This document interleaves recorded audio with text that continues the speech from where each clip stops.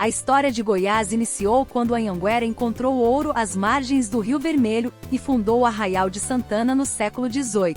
Com o movimento das bandeiras acentuado no século XVIII, a região do interior do Brasil, mais conhecido como Sertão ou Interland, passou a ser ocupada pelos bandeirantes. As bandeiras tinham como principais objetivos tanto a procura de povos indígenas para escravizar, quanto a busca por metais preciosos, ouro, prata, ponto. Na década de 1690, os bandeirantes conseguiram encontrar ouro na região que posteriormente foi chamada de Minas Gerais. Outra localidade onde o ouro foi explorado, no ano de 1719, foi no povoado de Cuiabá, capital do atual Mato Grosso. Sendo assim, os bandeirantes logo pensaram no território que se encontrava entre Minas Gerais e Cuiabá, futuro Goiás. Os bandeirantes também conseguiram encontrar e explorar esse valioso metal preciso na região entre as duas minas de ouro.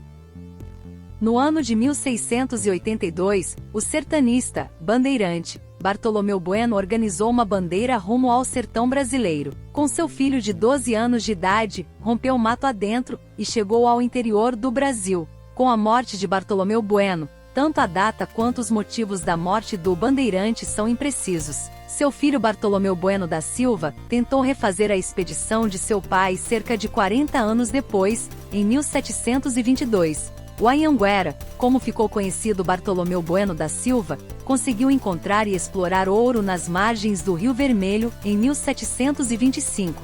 Primeiramente fundou o povoado da Barra e depois o Arraial de Santana, com a grande quantidade de ouro que foi extraído das minas. O Arraial, por sua importância econômica para a coroa portuguesa, foi elevado à categoria de vila, e em meados de 1750, foi denominado de Vila Boa de Goiás. Até o ano de 1749, Goiás não existia, o território pertencia à capitania de São Paulo. Somente a partir dessa data que surgiu a capitania de Goiás. Os principais povoados e arraiais surgiram no momento da mineração. No século XVII, constituíam-se de núcleos urbanos instáveis e irregulares. O primeiro governante enviado à nova capitania foi Dom Marcos de Noronha, conde dos Arcos.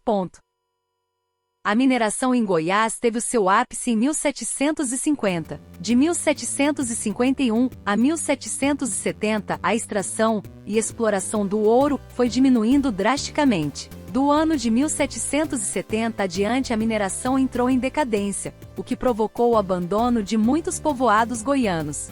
O movimento de independência do Brasil no século XIX não alterou o quadro social e econômico de Goiás. Alguns grupos oligárquicos se destacaram durante o período imperial e permaneceram no poder até as primeiras décadas do século XX, como os Bulhões, os Fleury e os Caiado. No ano de 1818, por carta régia de Dom João VI, a vila tornou-se cidade de Goiás. Após a mineração, a economia goiana no século XVIII e XIX passou a se dedicar mais às atividades ligadas à pecuária e agricultura. No século XX, Goiás desenvolveu a agricultura como principal atividade econômica. Porém, durante as 3 primeiras décadas desse século, Goiás continuou atrelado à política oligárquica da Primeira República. A abolição da escravidão, em 1888, não alterou as condições de trabalho e de moradia dos escravos que viviam em Goiás. Aliás, a população de Goiás era constituída por uma maioria negra e uma minoria branca.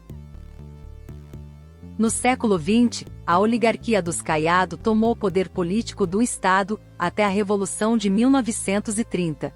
Getúlio Vargas, que havia instalado a Revolução, monopolizou o poder e nomeou o interventor Pedro Ludovico Teixeira, que fazia oposição aos Caiado.